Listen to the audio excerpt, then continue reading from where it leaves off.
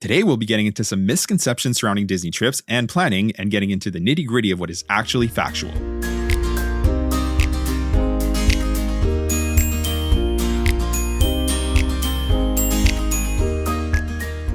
Hello and welcome to the Let's Go to Disney podcast. I'm Oliver. And I'm Lucy. Today is Sunday, July 13th, and you're listening to episode 96, Debunking Disney Trip Myths. Before we get into today's main topic, here's what's going on in the parks right now. Disney announced a ton of holiday news this week, so let's dive right in. The holiday season at Walt Disney World will officially run from November 14th through December 31st. But like always, you're going to see some Christmas decorations and offerings start to pop up immediately after Halloween, like we're talking like November 1st, because they don't waste any time. The Epcot International Festival of the Holidays is returning for 2025 and will run from November 28th through December 30th. The holiday kitchens will be there, which is what the food booths are named for this festival. And the cookie stroll is also making a return, just like, at Meals Fromage Montage, Garden Graze, and Wonderful Walk of Colorful Cuisine. You buy 5 cookies from the participating food booths and redeem for a prize, which is usually another cookie. Yep. The Candlelight Processional is also returning to America Gardens Theater, and this is where a celebrity narrator essentially tells the story of Christmas with a full choir and band, and it's a whole hoopla, and it's actually a really good show. It's a very good show. Mickey's Very Merry Christmas Party is also back for 2025. We knew that. But the Magic Kingdom hard-ticketed event will run select nights November 7th through December 21st. Just like Mickey's Not So Scary Halloween Party, it features exclusive shows, parades, one parade, and then a nighttime spectacular. Tickets will go on sale on July 16th for guests with a Disney Resort reservation. This also includes Shades of Green and the Swan and Dolphin. And on July 22nd for all other guests. And these will sell out fast. So make sure that if you want to go, you get the day you want. Yeah, exactly. Reserve that date nice and early so that, you're not stressing for that. And then over at Hollywood Studios, Jollywood Nights is also returning for 2025 for its 3rd year. It's going to run select nights November 8th through December 22nd. And it also features exclusive entertainment, special meet and greets, and fun snacks. Tickets on this go on sale on the same day. So that's going to be July 16th for guests with a Disney Resort reservation and July 22nd for everyone else. The gingerbread displays are also returning to the Disney resorts across property. Note that this excludes the giant gingerbread house that normally goes up at the Grand Flow. And this is because the lobby is undergoing refurbishment there, and that's going to last through the holiday season. So we're not going to have that this year, which is kind of sad. Yeah, it's very cool usually. So it's too bad that they won't be there this year, but hopefully next year. Yep, exactly. Disney's Imagineering shared a social media post this week showing a closer look at the new tavern coming to Magic Kingdom later this year, and that's called the Beak and Barrel. They gave a sneak peek at the booths in the captain's quarters and showed a close-up of the details inlaid into the walls. Each tells a story about the different pirate lords. They also shared a look just to the left of the main bar. There's a massive hole in the wall that leads to the map room that looks as though a cannonball has been smashed through it. They even wedged a cannonball in the wall on the other side. It looks so cool, and as you can imagine, they've made it look so real, as Disney always does. Yeah. They also showed a quick look at the back bar, which looks like the back of a ship shaped like a skull. Hard to put it into words, really. We suggest dropping in on the Walt Disney Imagineering social media page and giving them a follow so that you can actually see what this looks like. We are super excited to see what this space is going to look like in the end. Yeah, agreed 100%. I can't wait. And on the topic of Disney Imagineering, they dropped a new episode of their We Call It Imagineering series on YouTube. This episode is centered on the shows in the Disney parks, and they shared an exclusive detailed look at the Starlight Dream the Night Away parade coming to Magic Kingdom on July 20th. They showed a close-up look at the different floats, including the lead and caboose floats, and they look absolutely amazing. The lights on these are absolutely phenomenal. We cannot wait to see this parade. It is so exciting to finally have a nighttime parade coming to Magic Kingdom. And again, we strongly suggest going to YouTube to check out this episode. It's definitely worth it. Yeah, agreed 100%. And lastly, Disney announced that Test Track will be back on the early entry lineup and will be available during the extended evening hours as well. Reminder that this officially reopens on July 22nd. We don't anticipate that this will change rope drop strategy very much since Guardians dropped its virtual queue. That'll still probably be the most popular ride to rope drop from the front entrance. Oh, guaranteed. Yeah. Guardians, aside from maybe the first couple weeks when Test Track is first reopening, but outside of that, Guardians is just going to be more dominate. popular. Yeah, exactly. Just how it is. Yeah. And then for us, it's my sister's last day with us today. She was visiting for 2 weeks from Ontario, and she, it was just great having her here. The kids especially got some really great quality time with her, which is awesome because we don't get to see each other like very often, right? After the kids were in bed last night, the three of us played a round of Harry Potter Trivial Pursuit, and it got pretty competitive, but it was a fun way to spend, our last night together. The siblings are so competitive. I just sit back and I don't care. I won. We chatted a lot about their upcoming trip over the last couple of weeks too. So they're heading down to Orlando in September and doing Universal and obviously checking out Epic. And they're also doing Halloween Horror Nights. And they're also going to do one day at Disney split between Hollywood Studios and Epcot. So yeah, they're looking forward to that. Yeah, absolutely. And then for us, our trip is inching closer as well. November cannot come soon enough. And we cannot wait to visit Epic. Like, obviously, that's a huge, exciting time for us. Sure. And the kids are just majorly looking forward to sailing on the Wish, which is exciting because we are too, obviously. This week, the kids are in camp, but only for 1 week, because then Oliver and I have taken a week of vacation coming up after this week, which we're all actually really looking forward to. I think we don't have anything major planned. My parents don't live far from us, so I think we'll maybe go to an outdoor pool one day with them, maybe get on their boat, but just not be in a rush to go anywhere. It's going to be nice. Yeah, exactly. Spend some time with my parents, so it'll be good. We're looking forward to just a quiet week. Yeah, exactly. We likely won't venture too far, but it's going to be nice to have a week, just the four of us together for sure. Yeah. With that said, let's get into today's main topic, which is Disney planning and park tips that are myths, right? Or at least not entirely true. So there's so much information out there, YouTube videos, reels and shorts, blogs, podcasts, pretty much every type of content you can imagine. You can find Disney content like on all of these platforms centered on whatever it is you're trying to find out more about, right? With that comes a ton of really good and helpful information that can help you plan and discover some things or some of the things that you'd want to prioritize during your trip. But like all things on the internet, sometimes this advice can be outdated or just plain wrong. So today we'll go over some more common misconceptions that, you'll hear when it comes to planning and executing your Disney trip so that you can make sense of that, for yourself and then decide on what makes the most sense for you and your family. All right. So the first myth: you can't do Magic Kingdom and then by extension any of the other parks in one day. But you'll hear this most frequently with Magic Kingdom. And this isn't entirely untrue. You've heard us say this exact thing many times because to really experience every single thing in the parks in one day is just not possible. But, and this is a big but, you can do a lot and most of what you want to experience in one day with a very good plan. If you have a park itinerary, or at the very least, a list of the attractions, shows, snacks, and restaurants that you'll want to experience during your park day, and then you come up with a strategy on how you're going to do that, you can absolutely get all of these things done and leave at the end of your park day feeling accomplished. Yeah, agreed. Yeah. So we'll give you an example here. If you rope drop 7 dwarfs, then you ride Peter Pan right after, maybe purchase a multi-pass for the day, you'll be able to ride Tiana's and Jungle Cruise, Space Mountain, have a mid-morning snack at Gaston's Tavern, ride Tron with a single pass, you can watch the parade at noon or at 3 p.m., and then you can sit down to watch PhilharMagic or go on the Carousel of Progress, ride the People Mover in the mid-afternoon, eat at Cinderella's Royal Table for dinner, and then cap it off with Happily Ever After fireworks. This sounds like a pretty magical day where you have hit a lot of those main highlights of the Magic Kingdom park. Is that everything that Magic Kingdom has to offer? Well, absolutely not. There's still tons there. Do we recommend coming back and experiencing some of the things you missed? Absolutely, we do. But you can absolutely do a day in each park during your trip and get all of, if not most of what you want to get done accomplished. Yeah, no, for sure. And, we experienced this on our first trip, like to Magic Kingdom post-pandemic. We had a priority list of the things that we really wanted to do, and, we did them. And we didn't leave we didn't leave feeling like we had missed out, right? We did leave feeling like we wanted to come back again and again, right? But that's a different conversation altogether. Yes.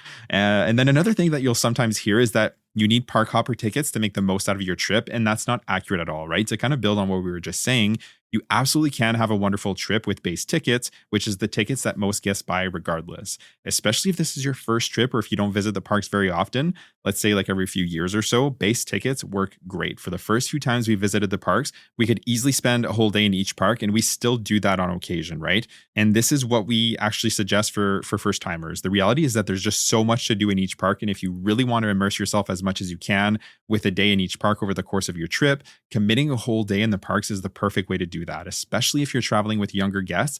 Park hopping can sometimes be kind of a big ask, right? It's not as quick as park hopping in Disneyland, right? Where you can just walk 5 minutes and you're like out of one park and into another. At Walt Disney World, you have to take a bus, monorail, boat, or Skyliner to get from park to park. And that takes time. And again, if you don't visit often, that's time you may want to spend actually, enjoying the parks. Also, you can't add park hoppers for just one day, meaning if you have like 4-day, 1 park per day tickets, but you're only wanting to park hop on one of those days, you'd still have to add park hopper to the entire ticket length, right? So to really make it worth it, you kind of have to park hop a few times during your trip. That's a double-edged sword because then you may feel like you kind of have to park hop, even if you weren't necessarily going to if you didn't have park hoppers, right? Yeah, absolutely. That's a great point. Now, on the flip side of that is that it sometimes can make sense, especially if you visit the parks more often and you know what you want, to have the flexibility to start your day in one park and then hop over somewhere else for the afternoon, and then later in the day for dinner and a nighttime spectacular, for example. Nowadays, we like to do that. We honestly will start our day off at Animal Kingdom, let's say, and then we'll finish our day off at Magic Kingdom, or we're going to start in Hollywood Studios, do a bunch of rides, and then we head on over to Epcot for food booths and Luminous or something like that. So long story short, it can make sense, but it's absolutely not a necessity whatsoever. And if you plan full days in the park, we'd say it's probably best to just forego the park hopper tickets at that point. Yeah, agreed. Absolutely. So another thing that you'll often hear is you should avoid the park on weekends. And we wholeheartedly disagree with this one. While it's true that sometimes weekends can be busier, Walt Disney World is not really a locals park like Disneyland is. They always say Disneyland is for the locals. Like, yeah, exactly. I'm not sure if people live closer to it. I don't know why it is, but yeah, it's just an easier one to hop to, I guess. Yeah, exactly. So what I mean by that is that people are traveling from all over the country and honestly the world on a regular basis to visit Walt Disney World. So the parks are filled with people who are on full-blown vacations, not just a weekend thing. And you'll have the days of the week that are just as busy as the weekends. Now, there are some caveats with that. Holiday long weekends through the year can definitely be busier for sure, but sometimes people will lump that in with extra days as well, and then the days surrounding it will be busier as well. I'm assuming people that maybe live in the next state over and have a long weekend might just drive up, but yeah. Yeah, for like a honestly, 4-day long weekend or really extended, like take a few extra days off and then just be off for the week, right? Yeah. So what we're getting at is don't avoid the weekend or like a specific day of the year because, it might be marginally less busy. The crowd calendars are estimates only, and it could and it does change, right? The reality is if we're putting this on a scale of 1 to 10, for example, 1 being like super quiet and 10 being like crazy busy, you won't really feel the difference between a 5 and a 6 or a 7 and an 8, right? So really plan the trip you want on the days of the week that you want, and we promise you'll be just fine with a good strategy. You'll still accomplish like the things that you set out to do, whether it was a 7 or 8 or 5 or a 6 or whatever, right? Yeah, absolutely. Like honestly, my sister-in-law was looking at the wait times yesterday, and you would think summer, super busy. Saturday, no, there were some like that were walk-on. So honestly, it's just depending on what's going on, really. Like you just can't say that a Saturday is just going to be busy because it's not true. Yeah, there are Saturdays that are quite quiet. No, for sure. And, a friend of mine and I work on Friday at lunch. We were doing the same thing. We were looking at the wait times and same thing. Like I think Seven Dwarfs Mine Train was 45 minutes. Tron was... That's nothing. 50. Yeah. Like it was just... Yeah. And remember, if it says 50... it's probably more or less like 30, 35. Yeah, it can be for sure. Yeah.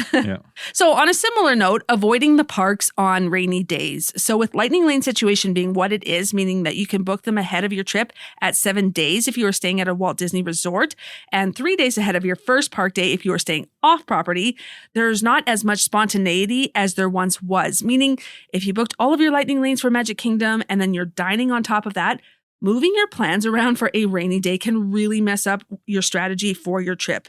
And then sometimes guests will try to schedule rest days around when the weather appears to be the most rainy. And what we'll say to that is that's a dangerous game. Honestly, the weather in Central Florida is way too wild to start making plans for rain a week out from your trip.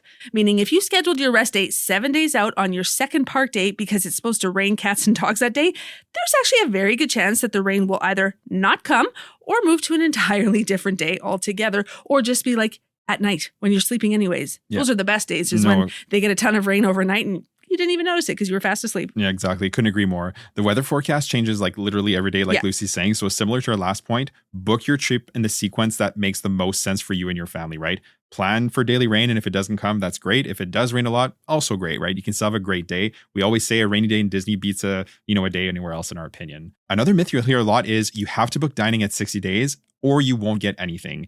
And we have been a bit guilty of this in the past as well. So just quickly, all guests can book dining at 60 days. If you're staying on property, you can book at 60 days before your check-in day, but you can also make reservations for each day of your stay for up to 10 days. This is a huge advantage for the most in-demand restaurants like Cinderella's Royal Table, Ohana, Space 220, Topolino's Breakfast, Chef Art Smith's Homecoming, Disney Springs, right? Storybook Dining at Artist Point, just to name a few. If you really want to eat at places like this during your trip and it's really important for you and your party, we strongly suggest prioritizing these at 60 days, 100%. But also on that note, don't think that this applies to every restaurant and that you won't be able to get anything if you don't book at 60 days.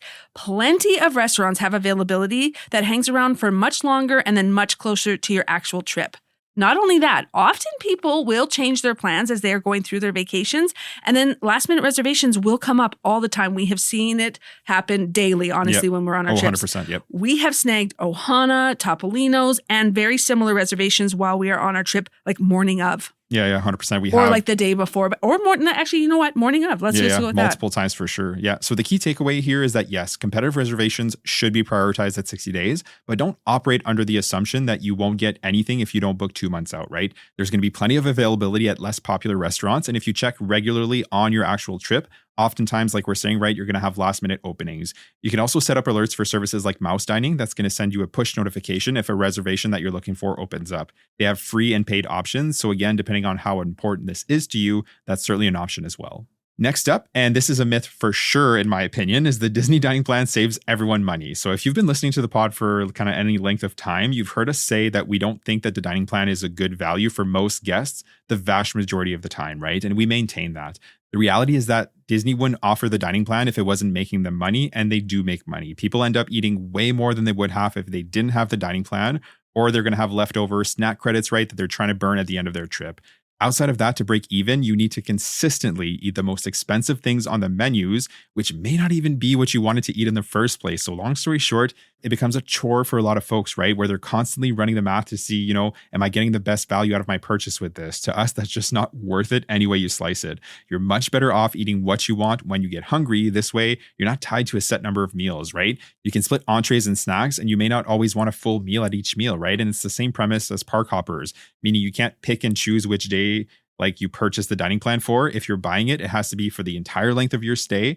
And not only that, but for every guest on your reservation. Yeah, exactly. And then for those reasons, it's never made sense for us. But again, on the flip side of this is that some people may not care if they're down a couple $100 or so. They just prefer having the peace of mind of paying for their meals in advance and then just kind of coasting on vacation, not having to worry about pulling out their wallets at every meal. And we can certainly see and understand the appeal of that.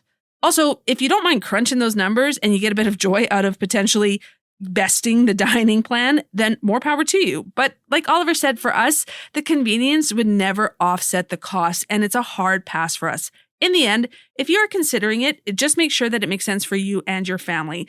Don't just get it because someone told you it's a good value, because that's certainly not always the case, especially for us. Like, we are a family of snackers with one solid meal in the evening. So for us, does not make sense at all. Agreed. So still on the topic of food, you'll sometimes hear that the quick service equals bad food. And honestly, sometimes it does. 100%, I'm not going to pretend that it doesn't. There are a lot of spots across Walt Disney World that range from just okay to not great. But there are a ton of quick service locations that serve great food and typically have at least a couple, if not a lot more options that are really good. Really, some of the most iconic food at Walt Disney World comes from a quick service location. So think cheeseburger pods from Satuli Canteen, the tachos from Woody's Lunchbox, the Ronto wrap from Ronto Roasters, or Docking Bay 7. There's just a ton of good options out there. Lots will also offer light options, so think protein bowls, salads, or similar items. It's not just your typical burgers, chicken fingers, and fries everywhere you go. You can absolutely find those pretty much everywhere you go, but then you have a ton of other great options as well. Yeah, agreed 100%. We do like sit downs, for a table service meal at least once during the day, and usually for dinner, but sometimes lunch depending on what we have planned. But like Lucy said, right, some of our favorite foods on property come from quick service restaurants for sure. Plus, a big pro for quick service is that no reservations are required, right? You just walk up and eat, easy peasy. Another super common myth is that you can't bring your own food into the parks, and that's also just plain false, right? You absolutely can, and you can bring in pretty much anything, actually. So a few caveats, right? You obviously can't bring in like alcohol, and you can't bring in loose ice, think like in a cooler. But outside of that, you can bring in like sandwiches, fruits, vegetables, crackers, granola bars, protein bars. It's a great way to save money, and the most sensible option is likely to do a bit of both, right? You take food in, or maybe you eat one meal at your resort and then eat out for another and just kind of balance both. Yeah, exactly. And it's not something that everyone knows. And like Oliver said, it's just a great way to save some money over the course of your vacation for sure. Especially if you have like a picky eater and you know that for a snack, all they want is a granola bar. Well, then bring the granola bars in because it's going to be a lot easier for you. Agreed. Consistently, after accommodations, food is definitely our biggest ticket item during our trips. We do not bring snacks with us, first off, because we're flying and we just don't have the space. And then we don't feel like Instacarting anything to our resort. And we love the Disney when we're on snacks. vacation, I don't want to do any meal preps or snack preps at all. I want to get into the parks and be provided those for myself. Yeah, no, exactly. The only thing I'm on vacation. Exactly. The only thing we sometimes do is we buy bread and peanut butter and then we'll have that in the morning. But outside of that, and that's honestly only because our kids kind of get hangry right away because they are so used to eating first thing in the morning for school. Yeah. So for them, they just need a little something to get them through. No, for sure. But when it's just the two of us, we're mostly full of carbs. So and coffee. Yeah, exactly. Where we can, get by the first couple hours of the day. Yeah, absolutely. So next thing you'll often hear is staying off-site is always cheaper. And honestly, it's hard to argue this, but still, it's not always the case. A couple of things to consider is that the Disney resorts are expensive. There's no disputing that, but it doesn't mean that off-site options are always cheaper. There are plenty of non-Disney accommodations that'll cost you just as much, if not more. And then you have to factor in the cost of transportation to the parks and parking. Just to give you some context, you can stay at a value resort like Pop Century or the All-Stars Resort for under $200 a night. Even the moderate resorts sometimes get room discounts that can really make an attractive option for a lot of families. Plus, you'll get all of the perks of staying on property, including early entry, booking window advantages for dining and lightning lanes, access to Disney transportation. There's a lot of advantages for sure. It comes down to what's most important to you in the end and what makes the most sense financially. You can definitely save money by staying off-site, but for us, the perks of staying on-site inside the Disney bubble just outweigh the pros of staying off-site, hands down, every time. 100%. We talk about this a lot, right? But obviously, we're huge Disney lovers, and we wouldn't stay off property anymore. We just love staying at the resorts way too much. Long story short, it can be less expensive to stay off property, but not always. It's just about numbers, right? That's what it boils down to. And if you don't worry too much about the perks of staying on property, then we can definitely see the appeal. But like Lucy said, for us, the bubble calls to us, right? So it's a Disney resort every trip. Yeah. Another common thing that we hear, and this one can get a little contentious, is you have to wait until your kids are quote unquote old enough to go. And for us, there's just never a bad time to go to Disney. Your kids are absolutely going to love it and have a blast, whether they're toddlers or if they're a little bit or a lot older, right? Some teenagers may scoff at Disney, right? But I dare anyone to go and ride something like Guardians and tell me that it's not thrilling or fun, as anything that you're going to find in any other theme park anywhere in the world, right? Nate Bargatze, the stand-up comedian, we love him and we've watched all of his specials and whatnot. But one specific skit where he talks about taking his daughter to Disneyland when she was 2, it's hilarious. It's hilarious. So basically people are telling him why would you take her when she's that young? She won't remember it. And he goes, what should I do? Lock her in the closet and tell her, until you start remembering yesterday, I'm not going to waste any money on you, which is hilarious because it's 100% true, right? Yes, when they're really little, they may not remember it fully when they're 10, 20, 50 years old, right? But you, mom and dad, are definitely going to have those memories. And when they're that age, right, everything is magic. Mickey and Minnie are real. Tinkerbell flying from the tip top of Cinderella Castle is real, right? It's just... Oh, yeah. Absolutely. I couldn't agree more. Disney is centered on families. So there's lots of attractions, shows, meet and greets, character meals that even the youngest guests can enjoy. So if it's a money thing and you're saving over time for a once-in-a-lifetime trip, we 100% get that. That makes sense. But if the budget is there and the only thing holding you back is their age, book the trip. We can pretty much guarantee that you won't regret it. And honestly, your kids are kids no matter where they are. They're going to have their meltdowns and whatnot at Disney. Our kids have had meltdowns. Even adults have meltdowns in Disney because they are long days, but it's definitely better than just being at home with a meltdown. I'd rather be at Disney with a meltdown. So yeah, just book the trip. That's honestly all we can say. And then another thing we hear that kind of makes us sad is you don't need to do all 4 parks, or things like you can skip Epcot. It's just an adult park, or skip Animal Kingdom. It's basically a zoo. Oh, any of these statements just get to us because nothing could be further from the truth. All 4 parks have so much to offer, and each of them has attractions, shows, awesome food, and just things that make them unique and 100% worth visiting. If it's a thing that you can only have one day in Orlando and you have to choose one, no, okay, we totally get that. We'd say hit up Magic Kingdom. That may be enough to make you fall in love and then feel the need to come back and experience the rest of it. But if you do have 3 or 4 days, you should definitely be visiting each park and then hitting the highlights at each of these parks.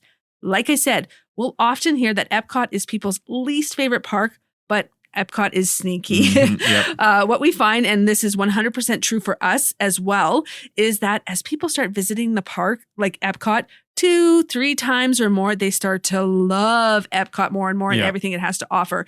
Because like I remember the first time we went there, my mom, she's only been there once and I don't even think she can say much about it. She just remembers we just kind of walked around and now...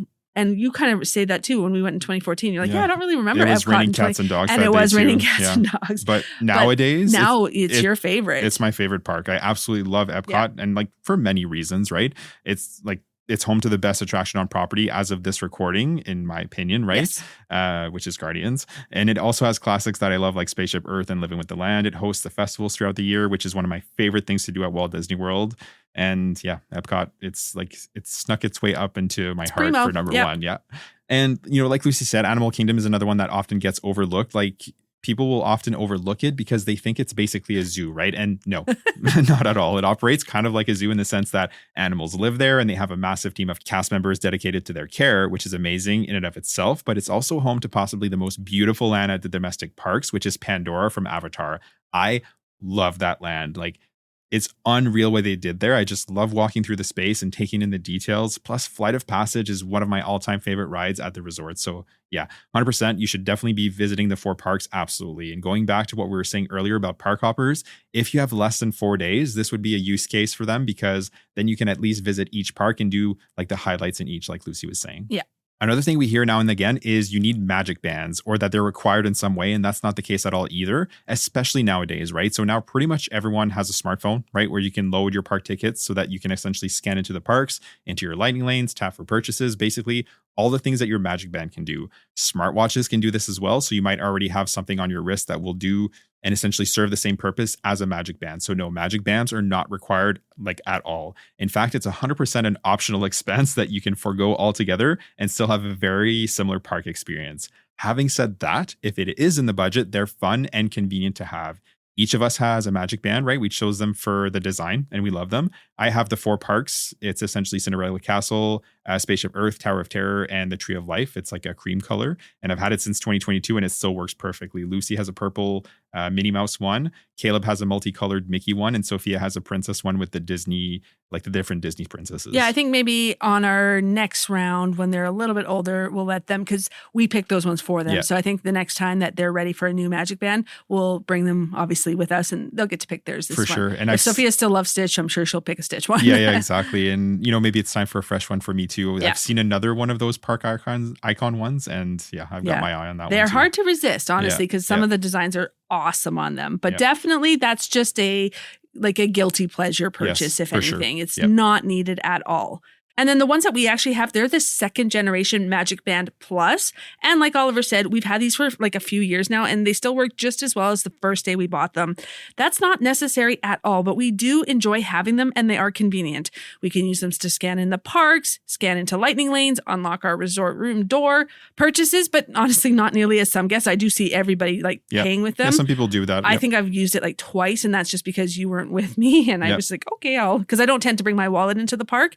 And I was just with Sophia and she wanted a drink. I was like, oh, no, I can't. And you texted me. I think you said, just use your magic band. Tap your magic totally band. Forgot I could do that because we don't use it very often. Yep. So yeah, like Oliver said, everything we just mentioned, your phone and your watch can do that too. But if they're in the budget, they are a fun accessory to have. And we honestly wouldn't go to the parks without them. Agreed, absolutely. And it's kind of fun that everybody can pick their own and match their personality kind of thing. Yes. So another thing that you may hear is that you need to buy Memory Maker or you won't get any good photos. And again, that's just not the case. Smartphones nowadays take photos that rival digital cameras, and you can get great photos with just that. Not only that, but you can even ask cast members at PhotoPass locations if they can take your photo with your phone, and they will 100% do that as well.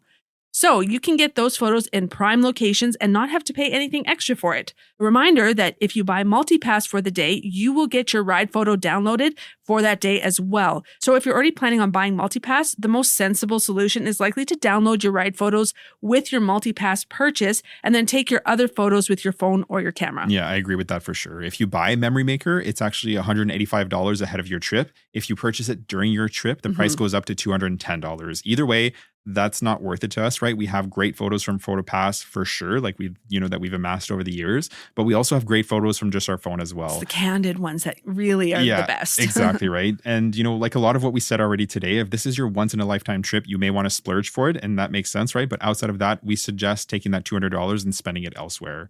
In recent years, we've become annual pass holders, and I do tack it on to my annual pass because it's $99 for the entire year. And then you can use it basically anytime you go into the parks. That to me is a little bit more palatable, but yeah, $200 for one trip, it's pretty steep. Another thing that you don't necessarily hear, but that people always do, is that they show up for their Disney vacation with no plan or very little advanced planning and little to no research on how to get the most out of their vacations, right? This breaks our heart because even just a bit of legwork ahead of the trip can have a huge impact on the trip as a whole. You can do Disney with very little plan, that's for sure, but that only works if you're ultra flexible and you're okay with potentially missing out on some things. But that's like a conscious choice. If you arrive at Disney thinking you can arrive, mid-morning with no plan and get everything done, yeah, that's a recipe for disappointment and frustration, right? So while you don't need to plan everything down to the hour like ahead of time, have at the very least like a loose plan. So that's going to make a huge difference and it's going to make your trip go that much smoother overall. Exactly. There's honestly a balance there. You don't want to over plan and then make it so that you don't have any spontaneity, but you don't want to have no plan where then you're not able to maximize your time either. Yeah, exactly. And then lastly, you'll hear you need to do everything to get your money's worth. And this is pretty obvious, right? We've talked about this a lot. There is a lot to do at Disney. We've been going for a few years, a couple times a year at least, and we're always doing something new each trip. So while you can certainly do a lot on a week-long vacation, there's just no way you're going to see it all.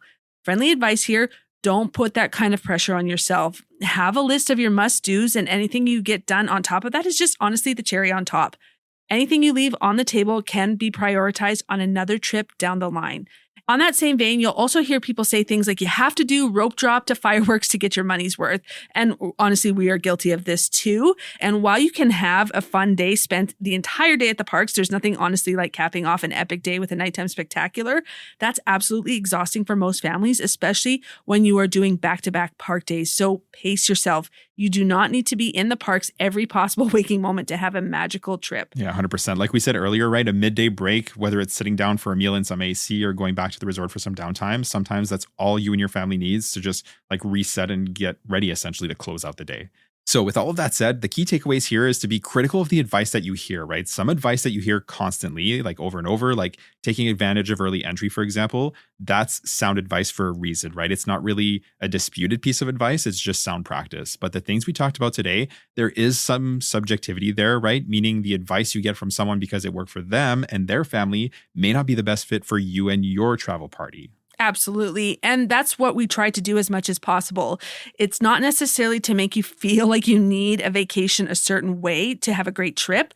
We try to give you the fundamentals and then filling that in with the information on how you can do the parks and then your trip as a whole so that you can take those pieces, fit them into your trip, and then make that work for you and your family. Yeah, exactly. Couldn't agree more. Like we always say, you know what's best for you.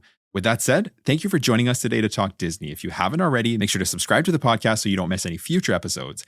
And as always, if you could leave us a rating and review, it would be greatly appreciated. If you choose to do so, you can leave reviews right on Apple Podcasts. And for Spotify, you can leave a rating. You can also find us on Instagram and TikTok at letsgo.to-disney, as well as on our Facebook page, Let's Go to Disney. We share some helpful reels here as well as some fun ones. The link tree in the show notes will take you to all of our socials. Have a great day and we'll see you real soon.